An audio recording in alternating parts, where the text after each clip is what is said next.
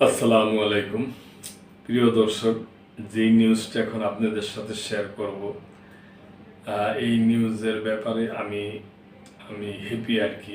যেটা হলো আপনারা জানেন যে সৌদি আরব এবং পাকিস্তান প্রতিরক্ষা চুক্তি করছে। চুক্তিটা হলো প্রিয় দর্শক এরকম যে এই দুই দেশের যে কোনো এক দেশকে যদি কোনো অন্য দেশ আক্রমণ করে তাহলে তার দুই দেশ মিললেই সেটা প্রতিহত করবে।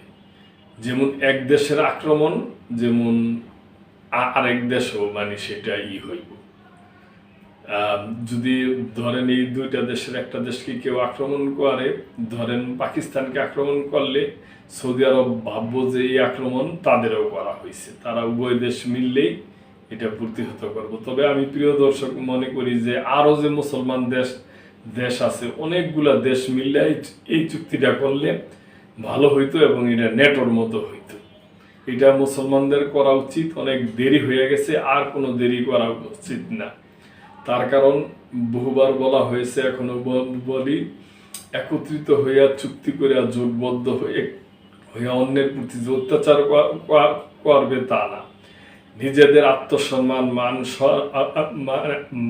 মানি সম্মান অস্তিত্ব টিকায় রাখার জন্য মানে মুসলমানদের এখন এই চুক্তিতে সামিল হওয়া। আমি মনে করি এই সৌদি আরব পাকিস্তানের সাথে আরও যে দেশ আছে, যেমন তুরস্ক আছে, ইরান আছে, আর অন্যান্য যে মুসলিম দেশগুলো আছে, এমনকি আমাদের বাংলাদেশ আছে, এদেরও সামিল হওয়া উচিত অবশ্যই। কেন এখন আর মুসলমানদের এই ধর্মীয় মানে ব্যাপারটা শিয়া সুন্নি এগুলা আল্লাহর উপরে ছেড়ে দেব।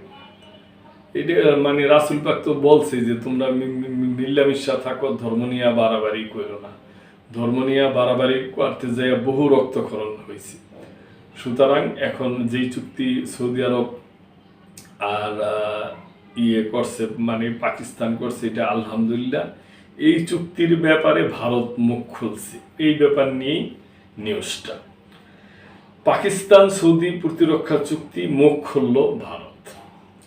পাকিস্তান ও সৌদি আরব পারস্পরিক ঐতিহাসিক প্রতিরক্ষা চুক্তিতে স্বাক্ষর করেছে। পারমাণবিক অস্ত্রধারী প্রতিবেশী পাকিস্তানের সঙ্গে সৌদির এই চুক্তি নিয়ে শুক্রবার সাপ্তাহিক এক প্রেস ব্রিফিংয়ের সময় ভারতের পররাষ্ট্র মন্ত্রণালয়ের মুখপাত্র রণধীর জয়সওয়াল এই নিয়ে সরকারের অবস্থান তুলে ধরেন।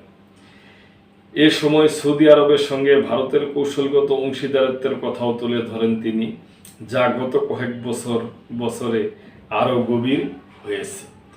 জয়সওয়াল বলেন, নয়াদিল্লি আশা করে রিয়াদ পারস্পরিক স্বার্থ এবং সংবেদনশীলগুলো মনে রাখবে।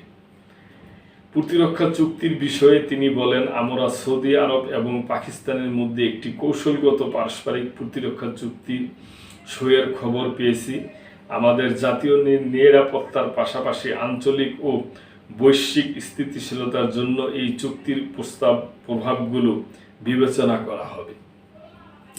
এর আগে বৃহস্পতিবার পররাষ্ট্র মন্ত্রণালয়ের এক বিবৃতিতে জানানো হয়, দেশের জাতীয় স্বার্থ রক্ষা এবং সকল ক্ষেত্রে সার্বিক জাতীয় নিরাপত্তা নিশ্চিত করার জন্য সরকার সকল পদক্ষেপ নেবে। এদিকে পাকিস্তানের পররাষ্ট্র দপ্তরের মুখপাত্র রাষ্ট্রদূত শাফাত আলী খান জানিয়েছেন, পাকিস্তান ও সৌদি আরবের মধ্যে স্বাক্ষরিত ঐতিহাসিক প্রতিরক্ষা চুক্তি পুরোপুরি প্রতিরক্ষামূলক এবং এর মাধ্যমে অন্য কোনো দেশের বিরুদ্ধে অবস্থান নেওয়ার উদ্দেশ্য নেই।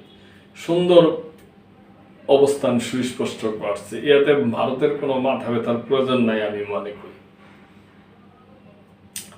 গত বুধবার সৌদি মানে পাকিস্তানের মধ্যে একটি ঐতিহাসিক চুক্তি সই হয়। এরপরেই তোলপাল চলছে বিশ্বজুড়ে। চুক্তি অনুযায়ী উভয় দেশের উপর যে কোনো আক্রমণকে উভয় দেশের বিরুদ্ধে আগ্রাসন হিসাবে বিবেচনা করা হবে এবং এর মধ্যে দুই দেশেই একসঙ্গে মোকাবেলা করবে। খুব ভালো মানে সিদ্ধান্ত। তবে আমি আশা করব যে চুক্তি হয়েছে ওনাদের মধ্যে যেন ন্যায় নীতি মানে প্রতিষ্ঠা হয়, কোনো দেশের প্রতি আক্রমণ নয়, সব দেশের প্রতি বন্ধুত্ব ভাব। আক্রান্ত হইলে হেয়ার পরে মানে অন্য চিন্তা, কিন্তু আলাপ আলোচনাটা এবং বন্ধুত্ব ভাবাপন্ন যেন সবসময় থাকে। আর এই দুইটা দেশ কেন, আমি মনে করি সবগুলি মুসলিম দেশ মিললে এই চুক্তিতে সামিল হওয়া উচিত, নেটোর মতো একটা জোট করা উচিত। তো প্রিয় দর্শক, এই ব্যাপারে আপনাদের যদি কোনো মন্তব্য থাকে তাহলে অবশ্যই আপনারা করবেন এবং সাবস্ক্রাইব করে আমাদের চ্যানেলের মেম্বারশিপ হয়ে আমাদের সাথেই থাকবেন। আল্লাহ হাফেজ।